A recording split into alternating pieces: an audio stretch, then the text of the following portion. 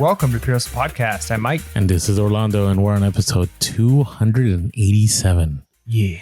Another update episode. Yeah, we're bringing a back-to-back update episode. What, was our last one an update? It was. All right. Well, yeah, we're bringing back-to-back update episodes because there's a lot going on, and these are fun to talk about anyway. So I just thought there were some things we should talk about. You know? That's right. Instead of waiting an extra week, and then news becomes old news, and nobody wants old news. So what's going on with you? We're on the cutting edge. On me, so it's interesting these times right now because I gotta tell you. So as far as eBay goes, eBay can't make up its mind. So what I mean is, like, I'll have like a 3 or 4 almost $1,000 days, right, or more. And when I combine, with like my revenue from Amazon and all that, and then like one sale, I'm like, what? Like, what? Like, I'm not understanding. Like, what causes eBay to look like I'm doing crypto or something, or like I have a peak and then I have like these down days, and like you would think it'd be consistent, right? I mean, it's got to be like anything though. Like, we talk a lot about, okay, when you only have 30 items in your store, you can't expect consistent sales. I know. Once you get 1,000, 3,000, okay. When you have 3,050, you can't expect it to be consistent. But that's the point I'm trying to make though. Is like, we look at that and it's like, wow, that's a lot. But if you think of 3,050 random items, right? Like, you're talking a coffee pot, a hat, a Star Wars thing. So you're still only looking at, of all the people on eBay going after those things, when there are literally millions of things on eBay. So when you think of a store, and we always use the comparison, like if you walked into a grocery store and it only had like, just milk or just whatever, if that's not what you're looking for, you walk back out. Whereas if you walk into a store like Walmart, that's literally got thousands and thousands of items. Well, the size comparison of I think 3,000 sounds like a lot. And I think you do have consistency in a sense of you're getting regular sales, but it's just going to be somewhat random. I bet you if you had 30,000, your numbers would be a little bit more even. If you had 300,000, you'd be able to see exact trends. You know what I mean? Like, so I don't know if it's necessarily eBay. I know it could feel like that if it's like, man, I had a week where I was getting a lot of good sales, and then a week where it was like maybe one a day, or I went a day without a sale. Like, it might seem like super inconsistent, but the sample size is actually still kind of small. Yeah, I'm just in this interesting phase right now because my 90-day total, which I don't share the whole number, but my 90-day total, as I went up over 3,000, my 90-day total went down 3,000, which I didn't understand. Like, I'm like, wait a second. You always hear like the more you list, the more you sell. Now, I think there's truth to that, and I think it's valid. So maybe I'm just listing junk. Could be. Right. Maybe. Or you had a big spike of items like 93 days ago. You know what I mean? Like, if you had, you had 2 or 3 really big, like, man, that was like a $2,000. Yeah, no, you're right. 93 days ago, then that drops off. There's part of me. Yeah. So, I mean, it's tough to say exactly until you have like a lot more data to look at. You're not going to know for sure. Yeah. There's a part of me that feels like if there's ever validation of the matrix, it's like eBay, in the sense that, like, I always make consistently the same. Right. It hasn't, it's fluctuated, like it fluctuates in Q4 and it fluctuated in January. But it just ends up being, I always end up making just enough to pay my bills and enjoy life a little bit. It's never been this, skyrocketing, like, oh, I just threw in 300 listings and now, like, oh man. And again, people do it all the time. So it is doable. Right. Unless people on social media are lying, I think the people I've watched, I think it's consistent. At the same time, it's interesting because I think of Scavenger Life, they're the OGs of podcasts for reselling. And they would have, I remember at one point they got to like 5,000 to 8,000 like listings, but their sales did not go up exponentially. Like, it did not. And they even had sales that were the same when they had 2,000 to 3,000 items as when they had 5,000 to 8,000 items. So I think part of it is, what do you source? What are you sourcing? Are you trying to source the same old? Are you not checking trends? Obviously, I don't blame eBay completely on it. I do think the algorithm plays a role. It's just we don't know what the algorithm is, right? We don't know what, here's what's weird. So I had talked about on Instagram how Mephisto, remember that brand of shoes?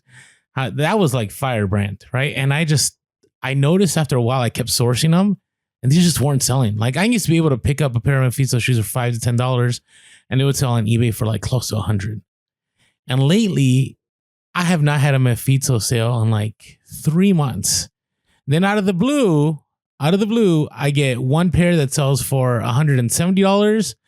I get another pair that sells for $50, like right after another. And I'm like, what? Like, why? Like, what happened? Was it on a commercial, a TV show? I don't know. Like, it's weird. Like, I'm sure. Let us know in the comments. Have you ever had? I know this happens all the time for me when, let's say, I get a big haul of Allen Edmond shoes and I list Allen Edmond. My older Allen Edmond shoes begin to sell, and I can't explain it, but that's just how it works. So let us know. Have you had the mysterious sales as a result of the algorithm? Because I do think it happens. So anyways, all right. So outside of that, I've been sourcing on eBay a lot.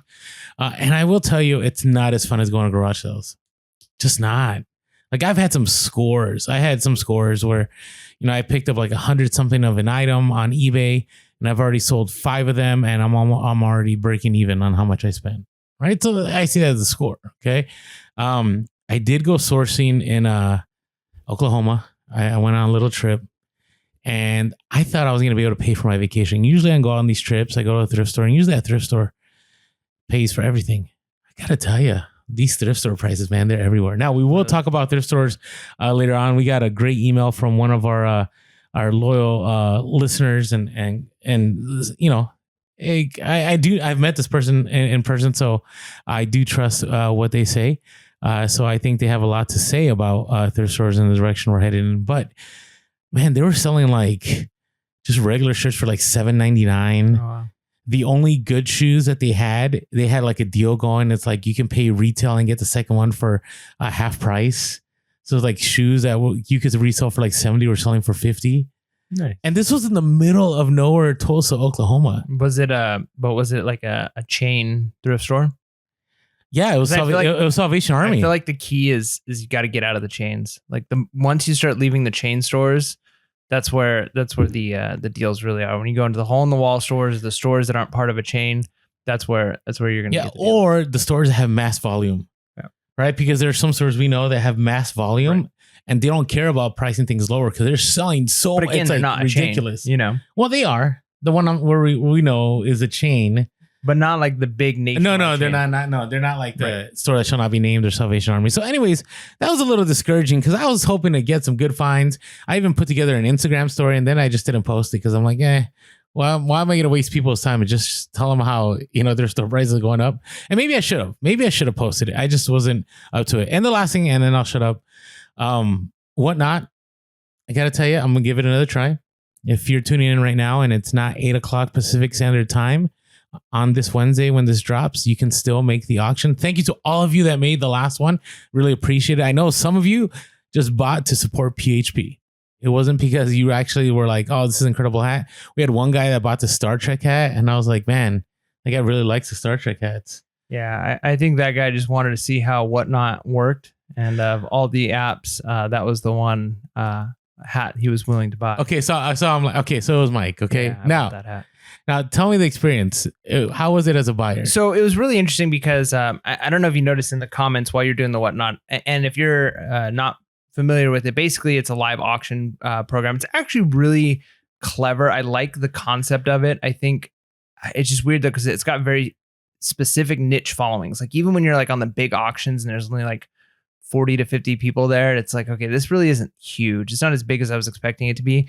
But it's kind of neat because you can quickly go through things. It's like, here, this is the item I'm selling. Here it is. And then people can bid on it. And it's a short auction. As it gets toward the end, it can add time depending on how you have it set up. So I see the Star Trek hat and I'm like, oh, that'd be a cool one to buy. But I hadn't put in like, you actually have to put in the information for your payment first. So I couldn't bid on it until like I went in and something mean something that eBay should be doing. Yeah, and that's one nice thing about it is when I paid for it, like it's automatic. Like you got paid for it. It actually tells you on the message of the auction like so and so has paid. Nice. Yeah, like, I don't know if you see that, but I saw that. No, I didn't see that part of it. But so one bummer thing is like, okay, how many of our listeners who jumped on and might have been willing to buy something the first couple of auctions? And I noticed there were a few people saying, go back to this, go back to this. It could have been because they're like, all right, I'm ready to bid on this. And they just assumed like, if I win, then I put in my information. I see what you're saying. But they couldn't. Like if you went to bid on it, it's like, you need to put in your information first, which actually, once you start putting in your information, takes you completely out of the auction. So like you're missing things until you've got all your information in, you're back in. But it was a pretty smooth process for me. I got it fast. It shipped quickly. Right? Well, yeah, so I shipped the next day. But yeah, I mean, so it was fine as a buyer experience. I wanted to kind of see how it worked as the buyer experience. But I was interested on the Whatnot app in general. Man, it seems like the Wild West. Like I'm watching so many of these, especially like the cards, because I was kind of interested in like, okay, Magic the Gathering cards, Pokemon cards. I don't really know enough about sports cards and stuff like that. And Funko is not my thing. But man, like I'm seeing things. I'm like, this is almost gambling. Like there's like tournaments and games, and like part of their thing is says it can't be gambling, but like you're basically entering in some of them like raffles that are like you can enter, you pay X amount, and then I'm going to pull cards, or like I'm going to open up boosters until you get to a certain type of card and then you're done. But you get to keep all the rares up until that point. And so you might only get 2 packs open. You might get 30 packs open. And so I'm wondering like, okay, who did the math? Because in order to be profitable with this, you've got to sit down and do the math of how can I make sure over time I'm actually winning on these, that people are paying more per booster pack, buying them through this like $50 or $25 or however much it costs to like do this opening game that they're playing. So I'm like, man, this is like I don't know how it's all going to shake out, but people are going to come up with clever ways to make money on this. I saw some people doing like DVDs, and the way they were doing it is they have like 20 DVDs up, and it was like 2 for $1, and people could like bid on it. And so if you won the bid, which most of them are 2 for $2. So if you won, then you just typed in the chat which 2 you wanted, and they wrote it down on the little screen. Like, all right, you're getting these 2. And then they might throw a couple more DVDs. All right, next auction. And I'm like, man, like it's interesting. Like there's not like one way of doing the Whatnot app. Like I did it the very formal way. And again, I love how we're doing free advertising for Whatnot. You should sponsor us, Whatnot. But maybe you don't need to because we're doing this right now. Well, and part of what I'm saying is I'm not sure yet whether it's like a place we would necessarily sell or buy on. That's where I'm at. It's funny. Somebody had, I think it was Rack Resellers or somebody had messaged me and was like, this might be the last and only auction for Orlando. RIP. Right. Rest in peace. Because yeah, I knew that the stuff I was selling out. I did sell one hat that sold for like $44. It was a vintage, new era, new with tags. You know, Super Sonics. One of our awesome listeners, Melissa, purchased it. But you know, I would have gotten more on eBay, but it had been sitting on eBay for a little bit. You know, a lot of the other hats had been sitting for a while, right? And so there's a couple conclusions I have from the Whatnot app, and I'll share more when we do another update episode after I do this auction, or maybe I do it 2 more times. But here's what I've gleaned from all this. One is initially, like any platform, there's a lot of upfront work. Like it was just, you know, from the sourcing of what I was going to list, and then it depends how you do it. Like you said, you can do it whichever way. I decided to take pictures and label each one of my items, because when you print the labels, it'll give it the title of whatever the item was on the invoice, and so you know what label you're printing, right? And I'm notorious for putting the wrong item in the wrong box when I ship stuff out. So not notorious, like not like I do it a lot, but it's happened, and I just didn't want that to happen, especially my first go around. The other thing is I was, and I apologize for whoever it was. I'm just gonna be real. There was a hat that was new with tags, and in my eBay pictures, I show that there's like a little stain on it. While I was showing the video, I couldn't see the stain because of the lighting, so I didn't even mention it. So I'm hoping that all went well. Like I wasn't trying to be shady about it. I just didn't notice. The other thing is I do find 2 things here. The other thing, which I find 2, is one is it's definitely a place that you can find things for cheap. Maybe like if you're in the right auctions at the right times. No, I've been to a lot of them, and it's like they're selling shirts that you can flip for like 30, 40 for like $5, $3, sometimes $1. It depends like how many people are in that room, you know? And then the other thing is you got to be careful is that I find that large resellers do this a lot, is that they offload their unwanted inventory on new resellers who don't know enough, and they're thinking they're getting a deal. And the experienced reseller goes, nah, I'm just offloading stuff that has been sitting forever in my store. No. You know, but that's how business goes, right? It's all a knowledge game. So anyways, that's my update. So check me out tonight, Pure Resell Podcast on Whatnot. If you haven't been following us there, follow us there on Whatnot. We are Pure Resell Podcast, and maybe Mike and I will do a combo one eventually here. But Mike, what's going on with you? Man, it felt so good to actually go sourcing again. So I didn't know how I wanted to do sourcing. I was looking up garage sales, and typically I look for like community garage sales, neighborhood garage sales, and I didn't see any until Saturday morning. And then finally like one came up of like 15 houses in a community. But I did see a rummage sale, and it was advertised as the world's largest rummage sale. Oh, wait. Was this in the city of E? I think so. Yeah. It's like in a warehouse. No, okay. No. That's not the same one. So it's actually a church rummage sale. Okay. And part of me was like, okay, all the ads look very generic. So I'm like, all right, like maybe it's a good rummage sale. I didn't even say on there that it was a church rummage sale, except for it said that it's for kids to go to camp. So okay, it's probably a church rummage sale. So I'm like, you know what? I'm just gonna go to this rummage sale so I can hopefully pick up something. I got to get my feet wet in this again. And if I leave the rummage sale, I'll find some garage sales in the area afterwards. Well, I show up and I'm like pretty impressed because there's like, I get there like 25 minutes early and there's already a pretty good line. Like there's already probably 70 people in front of me in the line. I'm like, man, okay, so this is a little bit bigger than I expected, but I only see what's on the outside. And it was at a church, and they have this church had like 3 separate buildings open plus an outside courtyard. And each of the buildings had at least 1 to 2 rooms. And the rooms are like, I'm talking like basketball size, like auditoriums. Wow. Stuff like, so this was and they had it all organized. So outside was like some sporting goods and furniture. Cool. One of the rooms was men's clothing. One room was women's clothing. They had a kitchen and bath. They had toys and games as a whole room. And then they had electronics as a room. So I'm like, all right, sweet. Where am I going to go first? Right. I had to pay $1 to get in. So I'm getting up there and paying my $1. I get in and I already see people like going crazy in the outdoor section. So I'm like, all right, this place is already saturated. So I'm going to go inside to one of these buildings. I'm like, clothing. Okay, I could always wait and spend time looking through clothing. So I'm like, toys and electronics. This sounds right up my alley. So I run into the the toys part first. Why? I don't know. But I'm just like, maybe there's going to be some good, because sometimes I do really good on like vintage toys, Mm-hmm. So I do a quick run through and I'm like, okay, there's a few things in here. And I pick up a couple of things and then I go into the electronics. So all right, this part is going to be the part that's totally swamped. And it wasn't bad. Like there was a handful of people in that room, but it wasn't like overrun yet. And so I'm looking and it's a lot of like broken monitors and random electronic stuff, and books were in the back. And so I'm looking around at stuff and I'm like, okay. Then I see at the far end 3 video cameras. And I'm not talking like little video cameras. I'm talking like big cameras. And I'm like, okay, this is a church. This is a big church. This is like church camera equipment, which I know is really good because I've helped churches with camera stuff.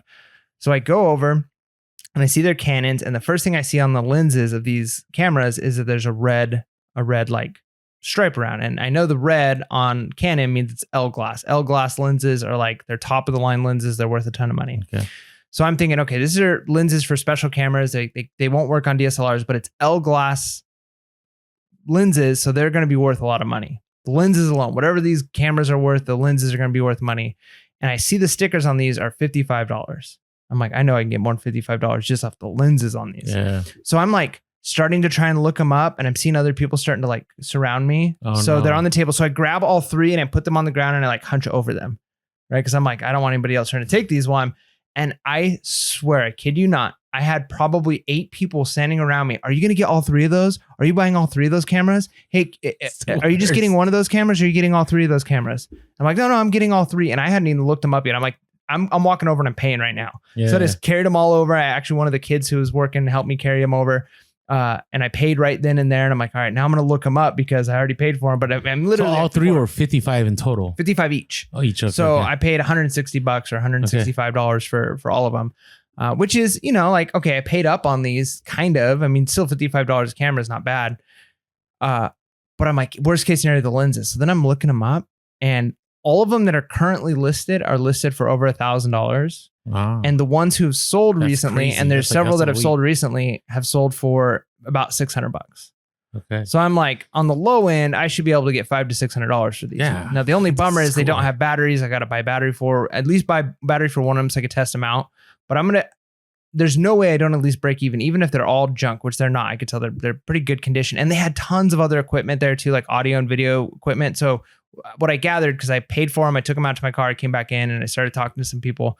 They had bought new equipment. And so they were getting rid of some of their old equipment. Okay. And yeah, I mean, just to think though, I paid $165 for these. They're going to cost a little bit to ship because they're bigger. I'm going to have to pay, the fees on eBay. I'm going to have to pay for a battery to test them. But I'm thinking I'm going to walk away with minimum $1,000 net. Wow. Anywhere from $1,000 to $1,500 net. That's on insane. These. And so just to think like one stop. After I got those, I'm like looking around at other stuff. And even if I'm like, I was like, I'm just going home. Like, this is like the sell. I don't want this stuff sitting in my car for too long with people walking around, especially because I was in the men's clothes section and I had a guy walk up to me and go, man, you got a killer deal on those cameras. And I'm like, all right, I think it's time for me to leave. Yeah, it's time for me to go now at this point. But then like one other thing that I thought was kind of funny there. So I see they've got GameCube games, right? So I'm looking through the GameCube games and I'm like looking up a couple of them. I'm like, I have not seen GameCube games at a garage sale or anywhere in a long time. So I'm like, oh, they sell for $10. This one sells for $8. This one sells for $15. And then I see Mario Kart like Deluxe Dash or something like that. Yeah. And this one sells for like $90. And I'm like, yes. And I opened it up and it was the only one that was empty.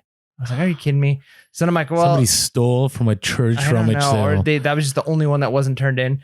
And then I start looking at the discs of all of the other ones because there's probably like 15 cases.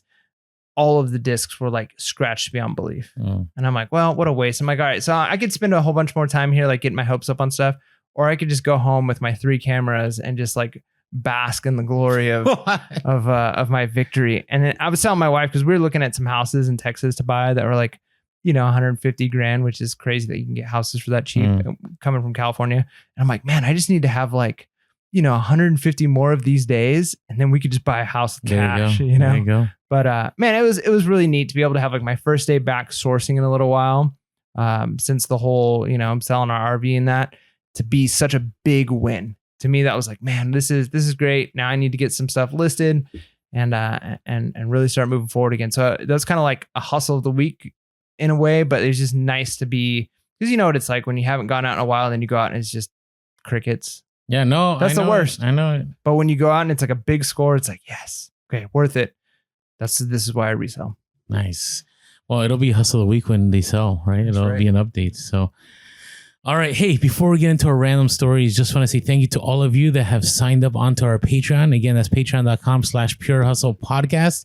It really helps us out, especially in those times that, we have to record and we can't be sourcing or listing or reselling. And it does cost money whenever we record a podcast. And so, our YouTube revenue isn't where large creators are at, but when you do the Patreon, it definitely helps us, get the right audio equipment, helps us pay for even our server fees for the podcast. So we are grateful for you. Now, on top of that, right, Mike has we have something new that we already started. Yeah. So we finally got our Discord going, and it's really neat because this is fresh. This is like, we're all trying to figure out how this is going to work. And it's really cool to see that the community's already starting to like pick up, and we're already starting to get into a rhythm here. Mm-hmm. So the idea of it is, if you're a Patreon supporter, this is just a place for you to connect with other resellers that are supporters of PS Podcast, connect with us, where we can talk about, big hustles we found, maybe some bolos, maybe some stories, ask questions like, hey, how would you ship this? Right. And you just got that instant access.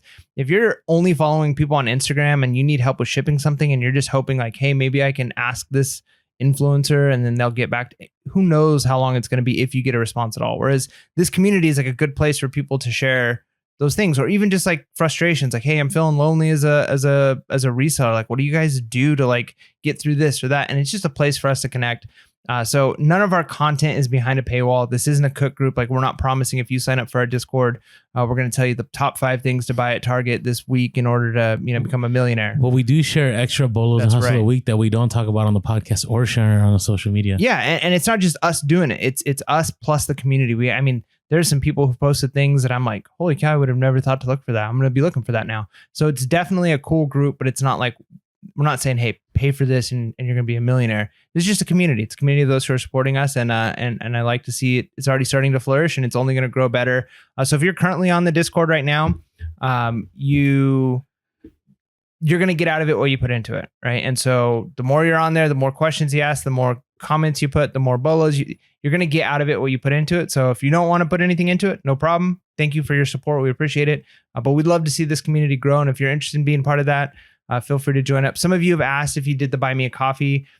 Yes, part of the hard part is on the Buy Me a Coffee. It can be difficult for us to like email and connect with you. We can see if you paid for it, but we don't necessarily have all of your information now since we're not on Buy Me a Coffee anymore.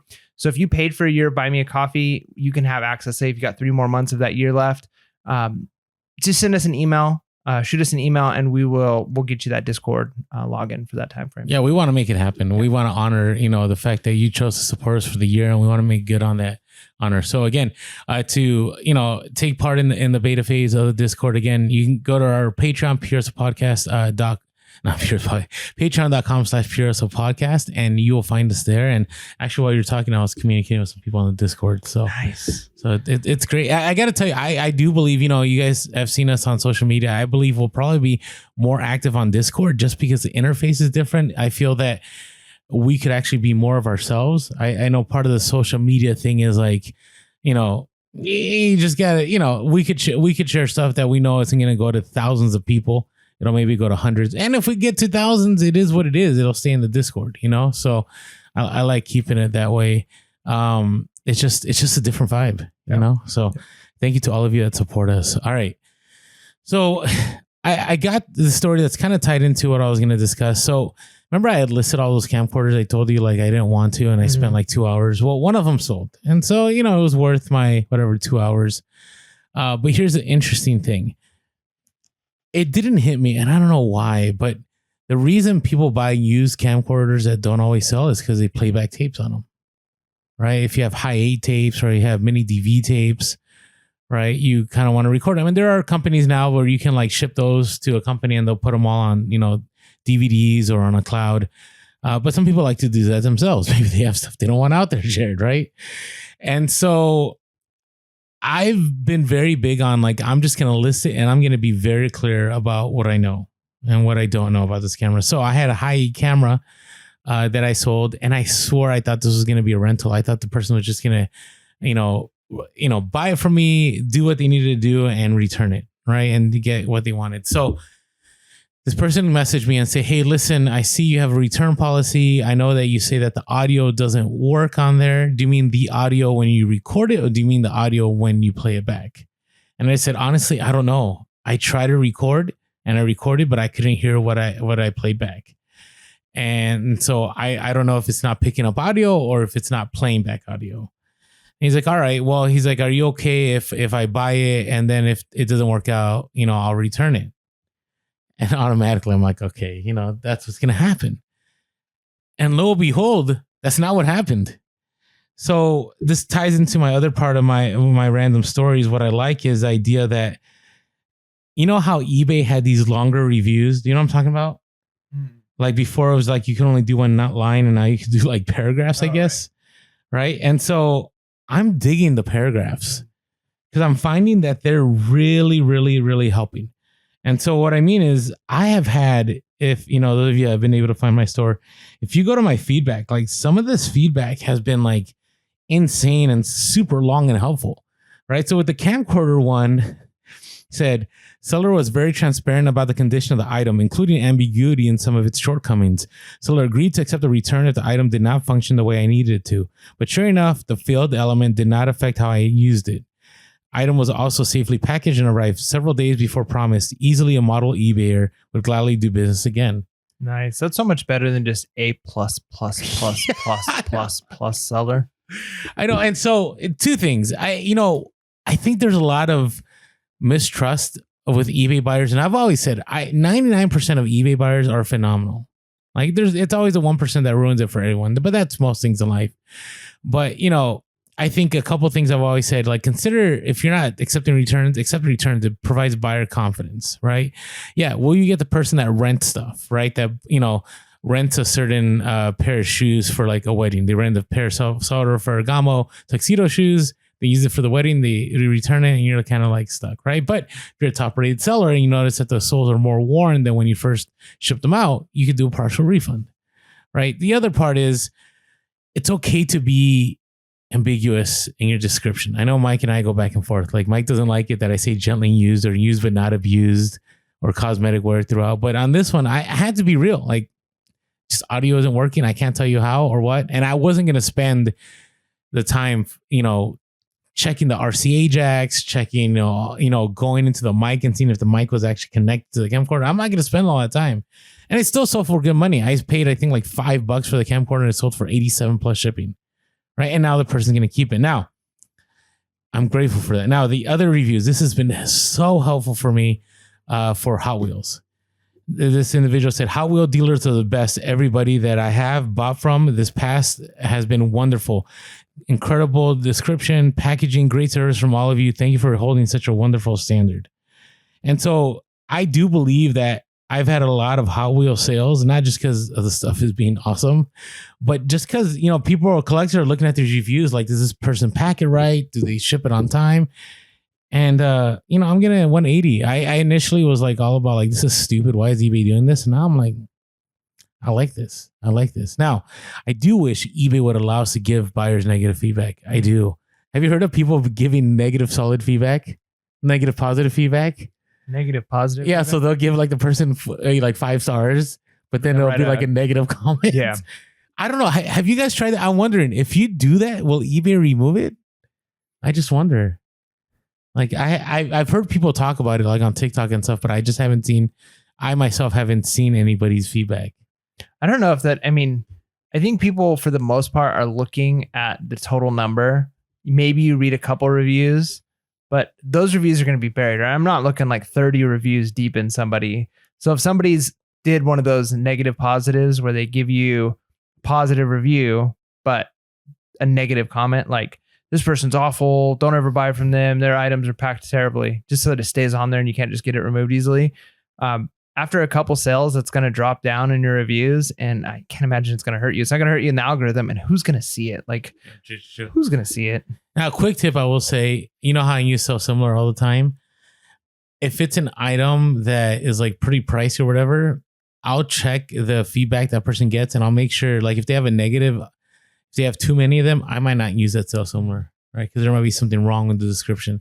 And I specifically check if the item that they sold for good money is the one that they got the negative feedback, right? Because if it is, then I'm like, that's a lot of extra steps. Well, yeah, but like I said, for high price items, high price items, the ones that you really don't know what they are, Yeah. Okay, so anyways, that's my random stories. How about you? So it was spring break. Last week was spring break for my school. So my wife and I decided to do a vacation. It was like the first time in over a year that we didn't have the kids with us. So we went 2 days to Big Bear, which is like a mountain town, not too far from us.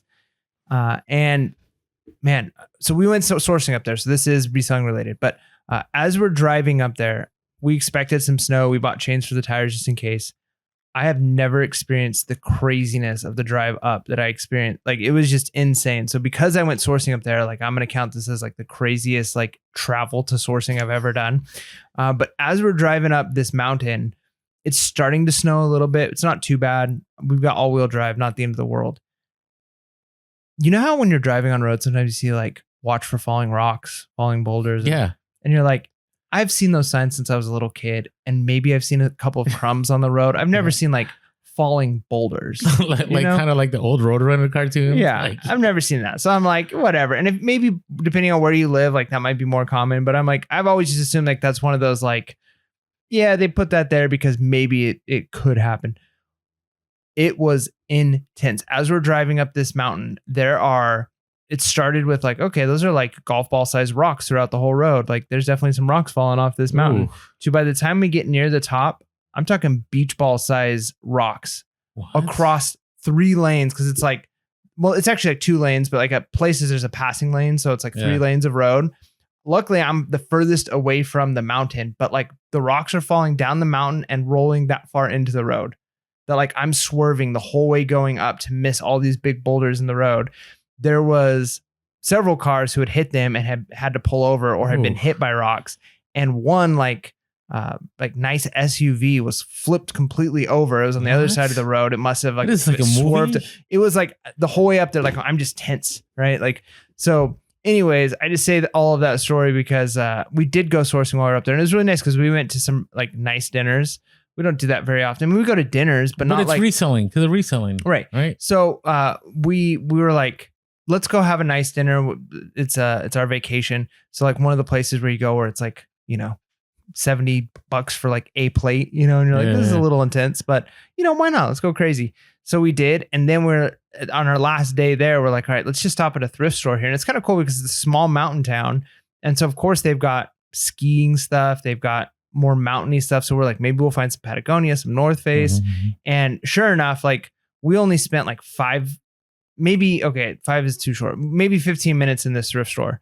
The prices were really good. We were ready to get home, so we didn't spend a lot of time, but we picked up enough pairs of like boots and jackets for such a cheap price that like our meals are paid for. You know what I mean? Like to think like we just had like $180 dinner and that paid for it in like 5 minutes of looking in this section of the thrift store. Nice. And then, we went out to like a pretty expensive lunch and that's paid for. So it just goes to show that like you can, not that like I would always spend money like that, but when you can do it, if we wouldn't have made anything reselling, we still would have enjoyed a nice meal. But to think like we can enjoy that nice meal and then do a few minutes of reselling and it's like it evens out. Like it's so much nicer just to know that like you're not always pinching for pennies. You're not always like so stressed out, which is why we started reselling in the first place. So kind of cool and kind of a crazy going up the mountain story.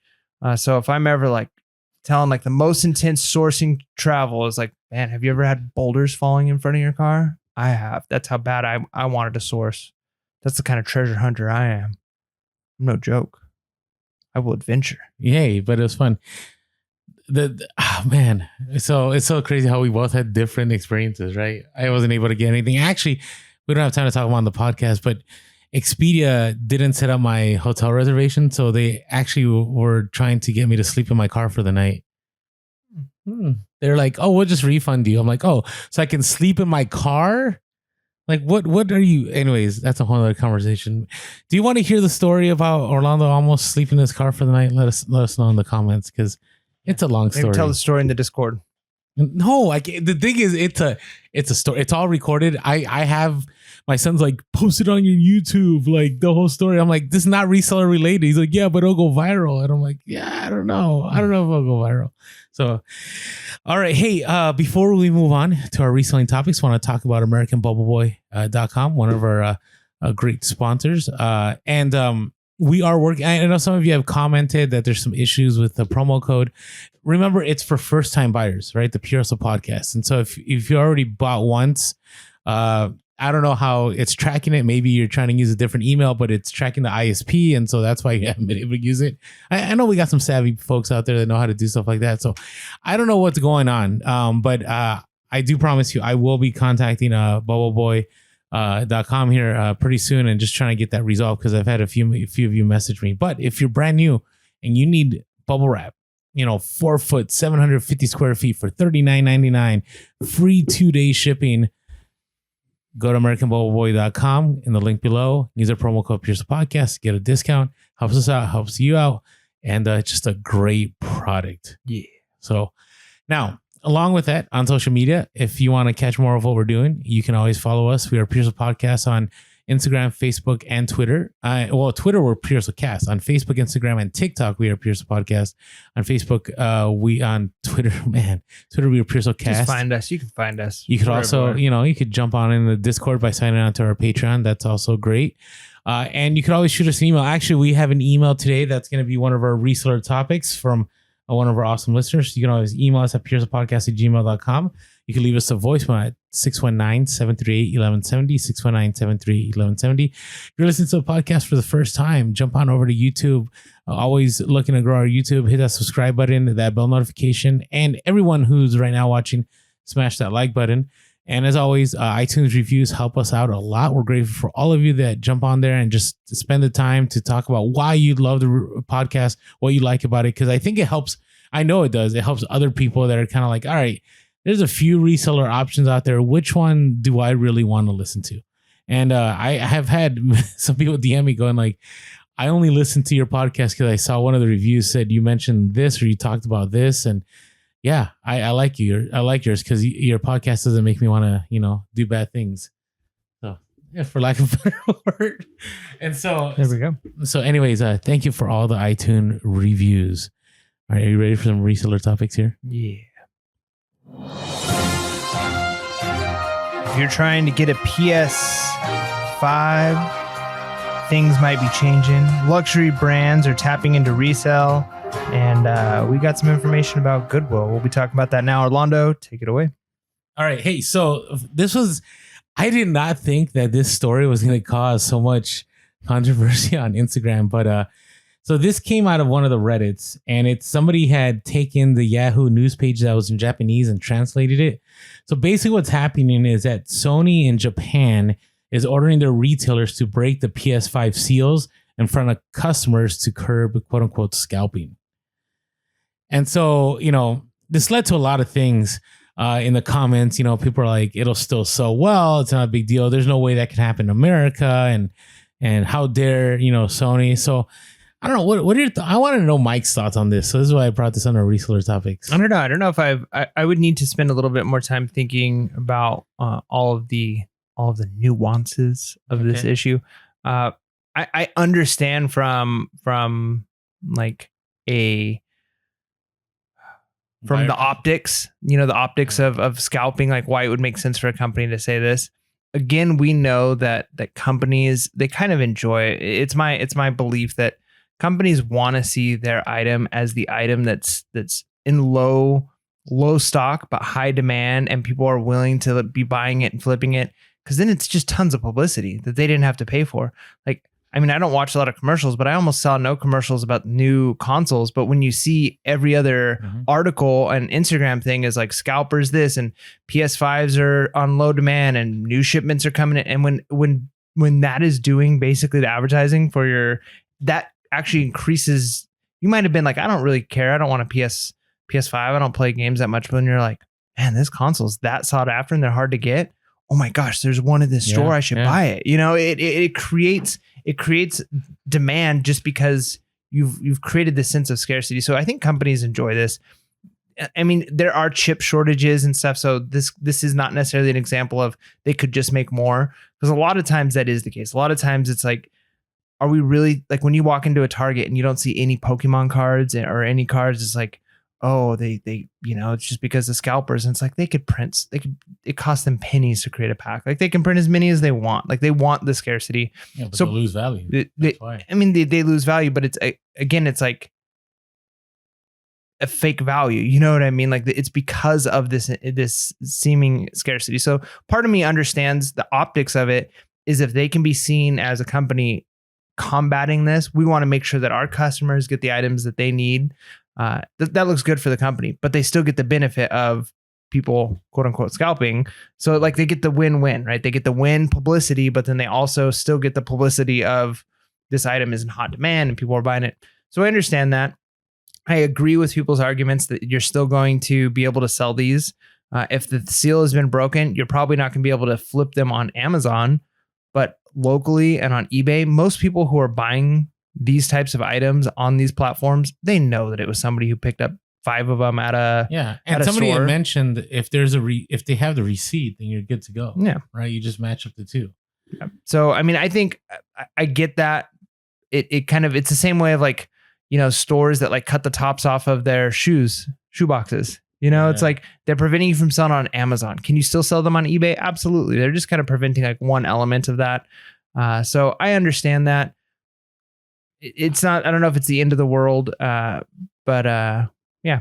I love the innovation though. Somebody had said, well, somebody's going to start reselling the seals, which is true. Like it's true because again, I've said this before. There are certain, I mean, now you're getting into black market stuff though. Yeah, but you can't, it's not wrong to sell a seal, right? Because I do know people that sell seals for like certain products, right? Or they buy the seals to make their items new, right? And, I'm not, you land where you land. I won't do it myself, but the thing is, people post on this on social media. That's why I know about it. Right. So there's always a market for some way to work around the system. But do I think this is going to happen in America? I don't know. I mean, it's their product. They can do what they want. Yeah. You know, I just don't, like, you're right. For me, it's, I still want a PS5 for my son. He's been asking me for 2 years. I refuse to pay reselling money for it, which I could have, but it's just a principle for me. Like, I don't want to. To me, it's like no different than them saying like limit one per customer. Yeah. Yeah, and so for me, it's like I always feel like I'm gonna buy from a scammer if I ever buy one, right? And so I don't. But it's the same thing. Like, it was to say that a scammer doesn't put a bunch of sand in a box. Are they still that, like, people are still trying to get them? Yes. Get them? Yeah. What's it? Is it the chip shortage? Like, what? I mean, let us know in the comments. I mean, maybe Orlando knows more. But like, I understood, like, for a while there, it was like, oh, you can't get a Nintendo Switch because COVID happened. And everybody was at home and everybody wanted to get a gaming console for their kid. And so they were just like out of stock. Like, it was like a freak thing. But like, we're going on, I feel like a couple years now, or over a year of like PS5s being like sought after. Like, how have they not gotten their stuff together and gotten more of them made? Yeah, I know. I mean, I'm going on eBay right now. They're selling for over $700 a piece though. Wow. I mean, not like the $1,000. It is weird though, because it sounds like so much, but then like people have no problem spending like $1,000 for an iPhone. Yeah, but with the iPhone, like, I saw a report that like 80% of people that own iPhones haven't paid for their iPhones, like, because they do the installment plan through the cell phone company. Yeah, but you're gonna pay for it over the course of 3 years. True, but you could do the same thing with the PS5 by buying it on a credit card and paying it over the course of 3 years. Yeah, but PS5 you don't need all day long, right? So you're not as willing to do it. Yeah, I get that. You know? I'm just saying it sounds like so much. I know. But like, when you think about like the fact that, like, you know, you could get a phone for a couple $100 that just doesn't have all the bells and whistles, but you're willing to spend, you know, $1,200 or more for an iPhone. But like $750, because what is it new retail? Like $500. 500. So yeah, you're talking about a couple $100 difference. I mean, yeah, that stinks for sure.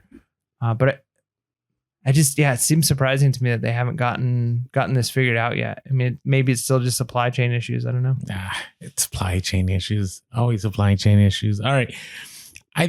I thought this was interesting in this news story. I had posted this on Instagram, but then what people said after it led me down a rabbit hole. And so I had posted how, like, you know, luxury brands are now tapping into the resale market, into the secondary market, right? So you can put whatever name you want here. You can put Chanel, you put Gucci, you can put Coach, whatever you want. So as I read this, just think about these things. So for Oscar de la Renta, the decision to tap into the secondhand space started with the customer themselves sharing stories of discovering their mom's little black dresses from the 80s and the like. Our designs are unique, timeless, blah, blah, blah. The CEO of Oscar de la Renta said, who explained that the brand keeps an in-house archive of designs from every collection, right? So, you know, they started talking to vintage dealers like the Real and others to source pieces for their archive. But the company started getting upset because they began to see how poorly the brand was being presented by third parties. Items were misidentified. There was a question of authenticity. All in all, it wasn't the same caliber as the brick and mortar shopping experience that the brand took pride in. And so eventually, what ended up happening was that Oscar de la Renta was kind of like saying, hey, we want to be the only one selling vintage items, right? It's our brand. It's what we do, right? And so one company was able to work with them. And so the luxury label, it began to exercise full brand control, but also took back ownership of items long after they were initially purchased.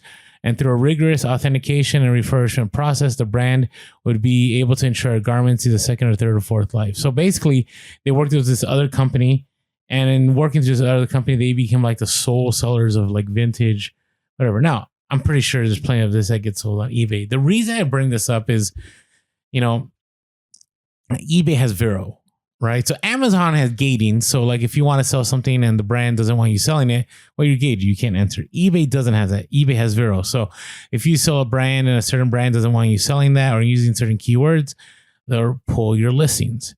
And so, you know, I have posted this and I'm like, you know, there's a shift maybe coming, but I just don't see all these brands getting into this, right? And we know that certain brands like Patagonia has tried to do this, and North Face has tried to do this. But in the end, there is the first sale doctrine that if you buy something, it's yours and you can do with it what you want. You can resell it if you want. Right. The only exception lately has been that, like on Amazon, you can't sell certain items as new because you're also promising the warranty when you do that. And so therefore, Amazon, if they get a cease and desist, will tell you, no, you can't sell it as new. You have to sell it as like new because you can't promise a warranty that came with it from the original provider. Okay. So I thought this was interesting. And, I just posted this just like heads up. If you're trying to go after luxury brands, like the ones I mentioned before, Chanel, Gucci, I don't know, Burberry, all those companies, this might be coming, right? I don't see this happening with like Carhartt or Doc Martens or the stuff that Mike and I love selling. But this was interesting. People have begun to post about this thing called the Shop Safe Act of 2021. Like, watch out for this. Like, this is very bad for e-commerce. I never heard of it. It was new to me, but there's a lot being said about it. So a lot of lobbying firms are working for like Etsy and OfferUp and Craigslist are lobbying Congress about it. And I thought it was interesting. So let me just read to you what the Shop Safe Act is of 2021. So the Shop Safe Act is basically stopping harmful offers on platforms by screening against fakes in e-commerce. I wonder who came up with that acrostic. Like, who sat there and said, let's call it this? That's some work. So that's intense. It is intense. I mean, they had to start with Shop Safe and then they filled it in. You think so? It has to. Okay. All right. Anyways, so this is from the Judiciary Committee of the House. And basically it's, they say customers may be unknowingly purchasing harmful counterfeit products when they make an online purchase. The problem is growing. So when they say harmful, they mean harmful to the original company's bottom line? Both. They're saying it's more harmful to buyers because they're buying counterfeits. But okay, that makes sense. So counterfeiters have moved online too. They paid $40 for Doc Martens and they weren't Doc Martens. So correct. Yeah. So the Shop Safe Act aims to reduce the availability of harmful counterfeit products by incentivizing online platforms to adopt best practices that will prevent third-party sellers from listing counterfeit products for sale. Right? So current law holds direct sellers like brick and mortar stores liable for the sale of counterfeit products. But under current law, platforms that allow third-party sellers to sell harmful counterfeit products are often not liable for the sale of those counterfeit products, even when the third-party seller is unavailable to remedy damage to a brand owner. So they're saying that like eBay should be responsible so the platform itself should be responsible? Correct. That seems crazy. They're trying to tighten the screws on e-commerce on the platform. Doesn't make any sense at all. All right. Well, anytime the government gets involved. Anyways, All right. The Shop Safe Act aims to combat the sale of unsafe counterfeit products by incentivizing those unsafe Nike Air Force Ones to engage in best practice for screening and vetting sellers and products, addressing repeat counterfeit sellers, and ensuring that consumers have relevant information available to them when they make their online purchases. I mean, I understand the idea of like, okay, like if I'm a store and I'm selling Coach or I'm selling Louis Vuitton and I've got 50 Louis Vuitton pieces and like time after time I'm getting negative reviews of like this is fake. All right, if eBay doesn't do anything about that, that makes sense, the idea of a repeat. But like if you walk into a Goodwill, you walk into a Salvation Army, that brick and mortar store, if they sell something on the rack and they don't know that it's counterfeit, but they're selling it because like, hey, we found some Doc Martens, they're selling them for $30 and they're fake Doc Martens or it's a fake, they're not held responsible. It's not the same thing as like, hey, they just ordered a shipment of a bunch of fakes and they're planning on selling those. Like those are two different things of like ignorance versus like, the idea of harmful of like actual, malintent of like, I'm trying to offload all of this fake counterfeit product that I have. Like there's no way, like if you accidentally sell a counterfeit, like one, that eBay, the platform should be responsible, or for two, that like, I don't know, it just seems, I don't know. It's a little much. So I'm just going to read some of the quick requirements. So what they want is, for example, if you're a third party seller, you have to you have to identify yourself, right? Your principal place of business, contact information of the third party seller, which that's why I think Amazon required people to do that. You have to take reasonable steps to authenticate the goods or in connection with the registered trademark. You have to attest to the platform that the third-party seller has taken reasonable steps to verify the authenticity. So that's where eBay comes in. let's see. The third-party seller agrees not to use a counterfeit mark in connection with the sale, offering for sale. Okay, you agree not to sell counterfeits. Third-party seller consents to the jurisdiction of the U.S. courts with respect to the claims represented to the third-party seller participation. So you agree to get sued or whatever. So to me, I'm kind of torn about this. I feel like it's going to be a lot of bureaucracy that's not going to actually do anything, but it's going to cost a lot of oversight. So fees are going to go up. Like, this is one of those things that, like, it sounds great on paper. Like, let's make sure customers don't get fakes. Well, how are we going to do that? Well, we're going to have 10 extra people to oversight these companies. Yeah. And these companies are going to have to update their stuff. And is it actually going to change the fact that somebody accidentally sold a fake here and there? No, it's not going to change that at all. Now, it might help them find one or two people who are selling like they're offloading tons of fakes. It might help there, but I think it's just going to overall increase the fees of. It's one of those things that sounds great on paper. I just can't imagine it happening effectively, cheaply, and actually work. Yeah, and so Etsy actually has they've been tracking this and they've been communicating with their sellers, and so they make the argument. They make a couple arguments because people sell handmade stuff and all that, but I'm going to pass over those because I don't think the majority of people who listen to the podcast don't deal with Etsy in that way, but they do deal in vintage stuff. And so the third point they said, it creates a divided front against bad actors. So they said, finally, ShopSafe proposes a framework to quickly shut down counterfeit operations.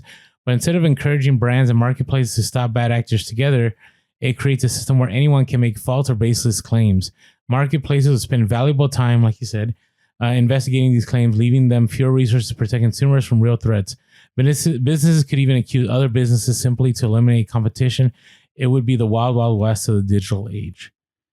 Right. And so I think I do believe it's going to be a mess. I've always said I'm in favor of eBay's gatekeeping. How they limit the amount of, listings that you could have, right? You don't get paid right away. I think all those things have been good things. I know a lot of people are against it because, it's so much easier on Mercari and Poshmark, but I think there's something to be said that eBay already has those in place.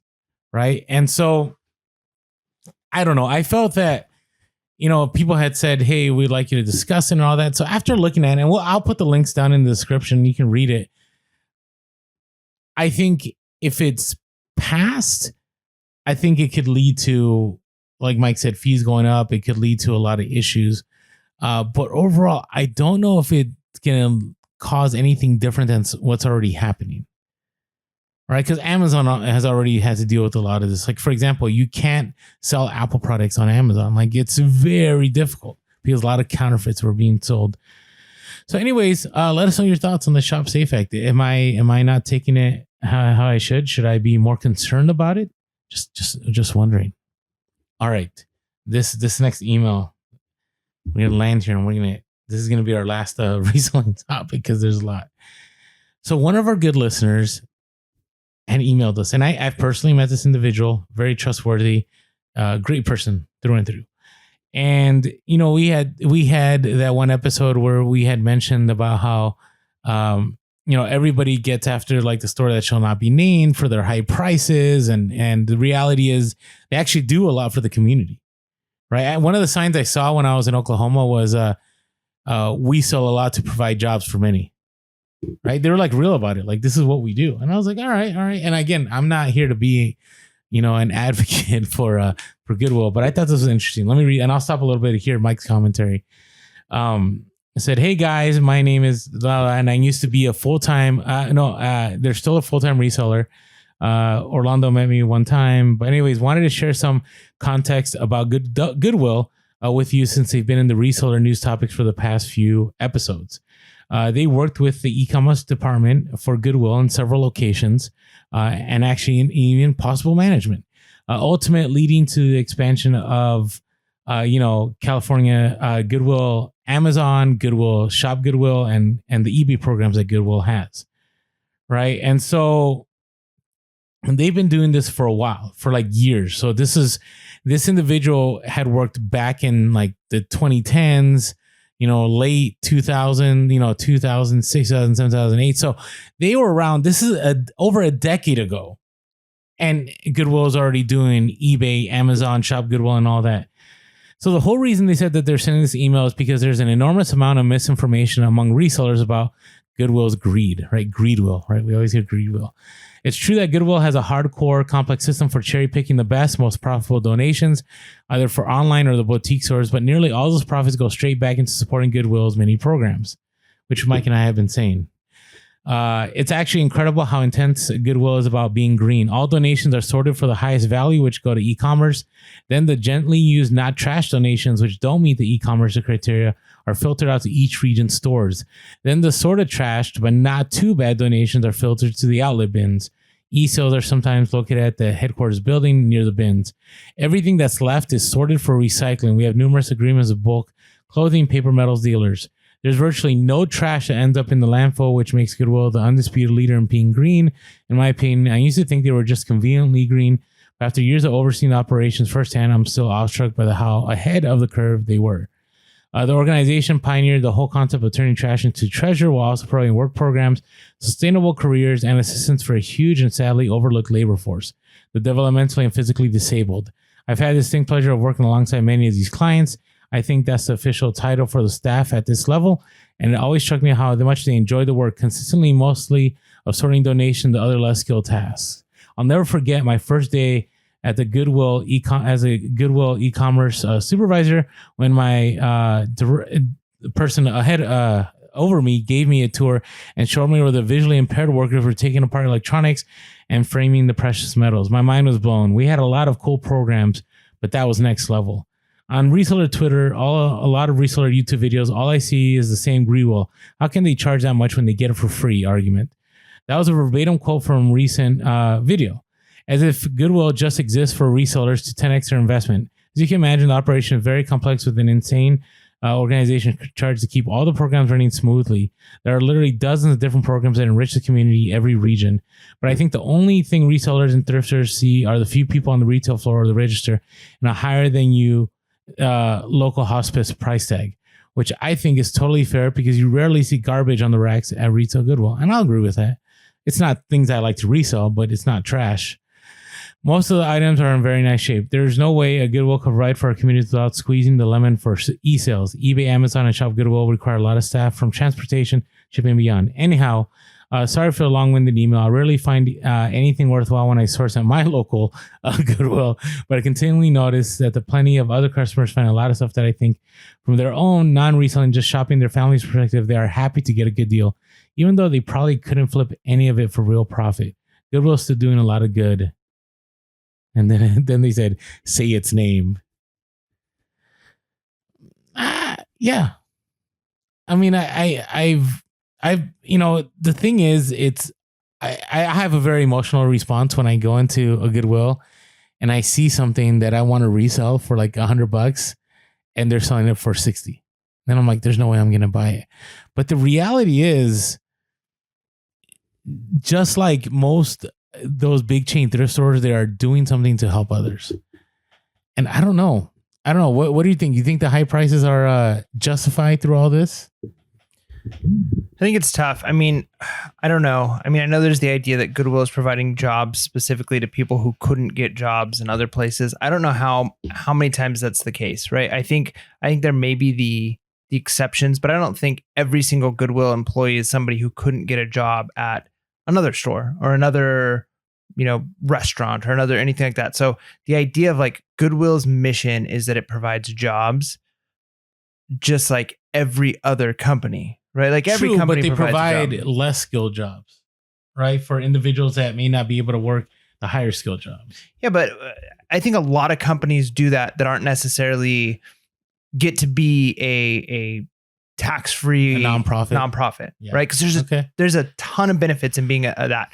So yeah, there may be like, okay, so maybe 80% of our employees could easily get a job at any other store, but maybe 10 to 20% like, okay, that these are employees who it's a less skilled position. We're offering an opportunity for these people who wouldn't be able to get something else, right? That's a great thing. I'm totally on board with that.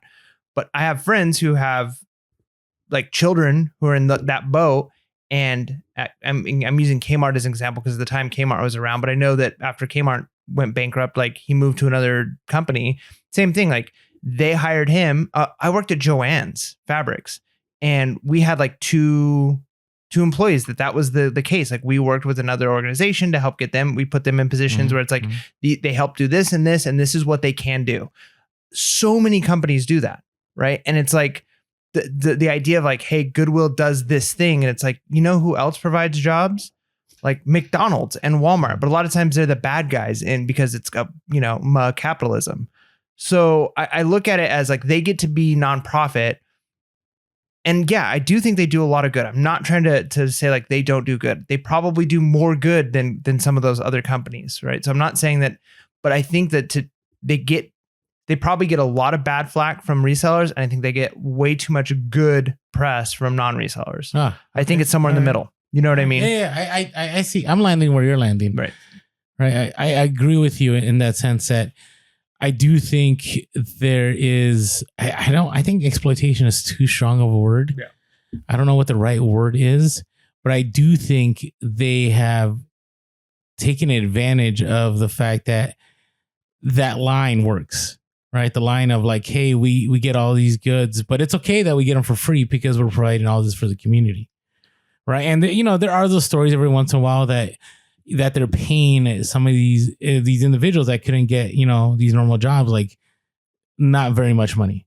Right. Or taking advantage. Can you imagine like McDonald's going and saying, you know what, we don't want to pay our company taxes this year because we're providing a lot of jobs to people who are having a hard time getting jobs other places. Yeah. Okay. All You know what I mean? They'd be like, wait a minute, you don't get to do that. Like, that's nonsense. You're making a ton of money. Well, they're creating their own product. Like, Goodwill, I mean, they have to do the manpower, the service. Same thing as like a reseller. Like I would never downplay that job because they have to sort the stuff. They've got to list the stuff. They've got to put stuff out on the racks. They've got to deal with the public. All those things are hard things. So it's not like they're not providing a service, but the goods they're getting for free. So like they get the benefit of all of that. They get to be nonprofit. You know that they're making money from donations from other organizations. They don't have to pay taxes. Their CEO's making like $730,000 a year, right? Like, which isn't a lot for the size of the company. I'm just throwing it out there.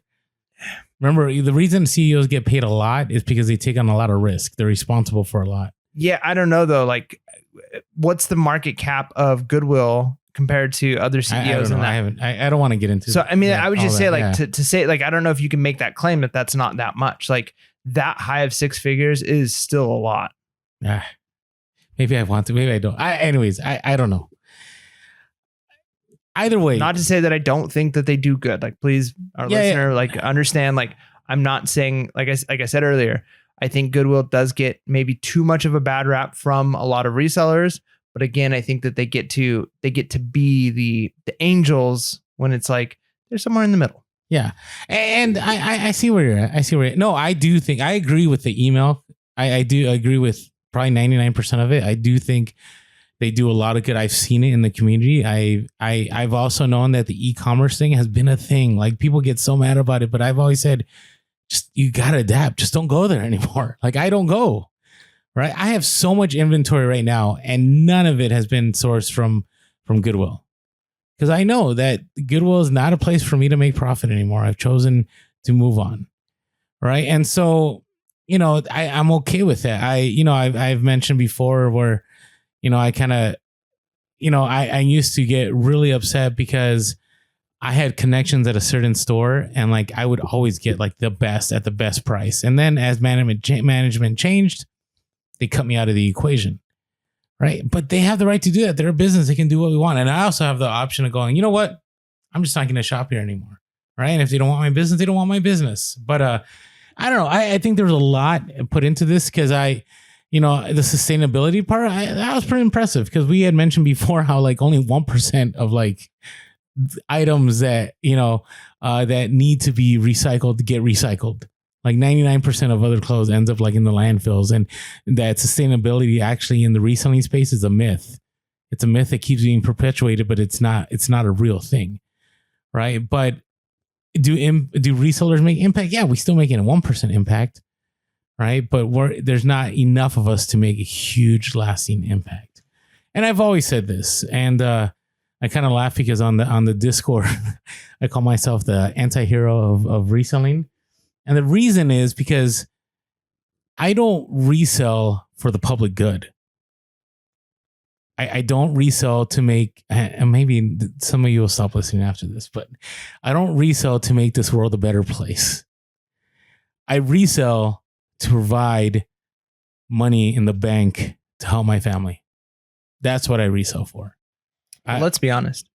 If everybody was doing that, not necessarily reselling, but if everybody was in their own personal life doing what they had to do to make sure that they could be successful as individuals, how much better would I agree. the world and society be? I agree. Everybody does, I don't want to get into Adam Smith, but the butcher, the baker, the tailor, everybody who does a good job, they don't do it for the satisfaction of the customer. They do it for their paycheck. Right. And so again, it's interesting that as resellers, I think we can take this stance of like, how dare Goodwill do this? But we do it ourselves. This is what we do. Like we buy stuff and we make profit. Like that's our goal. Now, difference is we're not a nonprofit. Yes, yeah. I get that. If you listed yourself as a nonprofit. Yes, I get. I think that is the one thing that is dividing a lot of us. If they were a for-profit, like I think Savers might be a for-profit. I could be wrong, or some of the other retail chains are for-profit. Then I think it'd be over. I think the discussion's done, and then it's like whatever. But I think that's one thing that's hanging over them. So. Anyways, hey, thank you so much to our awesome listener that sent that email. It gives a great discussion to have. So let us know your thoughts on here. I'd be interested. All right. Let's move on to something that will really, really help people out. And I'm not talking about Skull Shaver. I'm talking about bolos. Yeah. Are you ready to talk about bolos here? Oh yeah. We're ready. So these are going to be some interesting ones. I'm interested in what Mike's going to share here. Bolo. What's your bolo? All right, so we talked in the past that like don't buy used helmets. Like used helmets are because you can't sell them, you can't use them like a used bicycle helmet. But you can actually sell. And I almost picked one up one time, a CHP one. It wasn't a Bell, but it was an old CHP helmet, like motorcycle California helmet. Highway Patrol. Yeah. Sorry for those of you who don't know, that's California Highway Patrol. But there, if you go to the sold on eBay, a vintage Bell, and there's other brands too, but Bell's like a big one, motorcycle helmets. And I'm talking from the 70s. If you get anything from like 70 to like early 80s, we're talking hundreds and hundreds of dollars, potentially thousands, depending on what model you're getting. So if you're at a garage sale, don't be afraid. If you see, typically I just walk past helmets because it's like, if it's that old, it legally can't even be used on the road. But I think some people collect them, right? They want the old. Yes. And so especially, and I didn't do a lot of research on all the different years, all the different models, but one of the ways you can tell on a Bell motorcycle helmet, it's got the leather straps. Look on the strap. The year is going to be on the strap. There's going to be other stickers and stuff inside. But on the strap, it's going to have, like if it's a 77, it's going to say 77 on the strap. So look on the strap if you happen to be at a garage sale and you find one. If it's like the cloth, I think if it's like the nylon, then it's not that old. If you see one that's got like that leather strap, it's like, okay, this potentially could be vintage. And if you see something like a 72, a 74, a 75, pick it up because there's a really good chance, even dinged up, messed up, because people aren't getting them to wear because legally you can't wear them. They're not highway legal anymore. But people collect them. So definitely check it out. Be on the lookout. Normally I just walk right past helmets. Now I'm going to be doing a second glance. I think you can list in a certain way that it's like collectible or display only. So yeah, check those out. Now, along the lines with yours, I've had, and I've shared some of these before, is that memorabilia from old trucking companies, right? Like vintage, like they don't have to be out of business, right? So the two ones I'm thinking about right now are Peterbilt and Freightliner.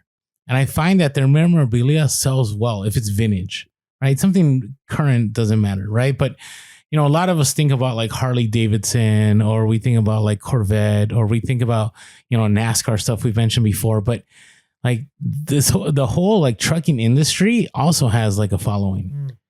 Right. There's actually some old companies that no longer exist that, even like simple things like a safety award or something could sell for good money.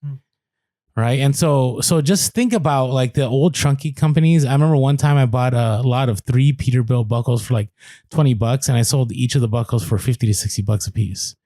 Right. Freightliner, I sold some of their hats or some of their, memorabilia for good money. So just keep an eye.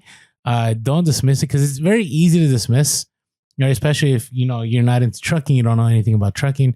But I always say if it's vintage, it's at least worth a quick look up on eBay. So check it out. So that is our bolos. Now another thing to have a quick bolo on, which was really helpful to me on my trip, was the skull shaver. Man, I shaved at 0% for like 5 minutes and it was still going. And you ran that battery down. But the battery, and it takes a while to get there. It does. And obviously I had to recharge it, but skullshaver.com gives us that smooth look that we have on the podcast. And so if you're interested in getting that smooth look, whether it's time or whether you just, you want to look as smooth as us, go to skullshaver.com, use our promo code HUSTLE with the capital H. You'll get that special discount. You'll help yourself and you'll help us out. So skullshaver.com. All right. I just sold a Hot Wheels. I just wanted to announce that. Nice. Good job. A T-Rex. Proud of you. Only $15 though. Sad. I'm less proud of you. Okay. All right. But a sale is a sale. All right. What are you looking forward to? Just a listing. I'm looking forward to testing and listing those cameras. I think I'm also going to list them locally. Maybe for a little bit less than eBay. Because again, if I'm not having to deal with the shipping and the fees and all of that, it might be worth it. I'm sure they'll go on eBay before they go local, but it never hurts, right? It never hurts to just have them up on OfferUp. I don't know whether to lot all 3 of them together or do them separate. I might do both. But who knows? Like I might end up getting an offer on them and then just pulling it off of eBay. And the nice thing with something like OfferUp is if it sells on eBay, just delete it off OfferUp. And if you forget to delete it off OfferUp, then someone says, "Hey, is this still available?" You just say no, and then you're done. It's not like they buy it. So as long as I will say, I'll admit, I'll do this at thrift stores. I'll see something that I'm like, maybe I could sell this on OfferUp. I'll take a picture and I'll just take it there and I'll post it. And if I forget that I listed it, I just say, no, it's not available anymore. You know what I'm saying? Yeah. So you're hoping that it'll sell by the time you leave the store? Correct. Or that you might have to go back, like if it's a big enough sale? Yeah. If it's a big item. No, yeah. If it's a big item. Well, it's only on the iffy items. Right. I'm like, one time I found a huge Teenage Mutant Ninja Turtles like statue. I'm like, oh, maybe this will sell pretty quick. It didn't. But, it's all good. There you go. All right. What are you looking forward to? Man. So I'm still working on my taxes. It's the worst. I did get my extension approved. Yeah, but, that's always fun. I'm looking forward to getting the 3,500 listings. Maybe I'll have a different report. I'm looking forward to the Whatnot auction happening tonight at 8 o'clock Pacific Standard Time. And I'm going to be traveling a little bit. I'm going to go see some family and stuff up in the Bay Area. And so I'm looking forward to doing some sourcing out there. Some people do message me and they say they want to meet up. So this actually trip is just very much like family focused trip. I might source a couple times, but I'm with my boys and so on. And so I'm going to do all the tourist things while I'm out there. And, but there's certain stores I like up there in the Bay Area that, I do really well on. So we'll see if that happens again. So I'm looking forward to that. So, all right. I know we talked a lot on this episode. Hopefully get you some things to think about, or at least some helpful tips, or at least kept you entertained. And with that being said, make sure to be real, be relevant, and be reselling late. Peace.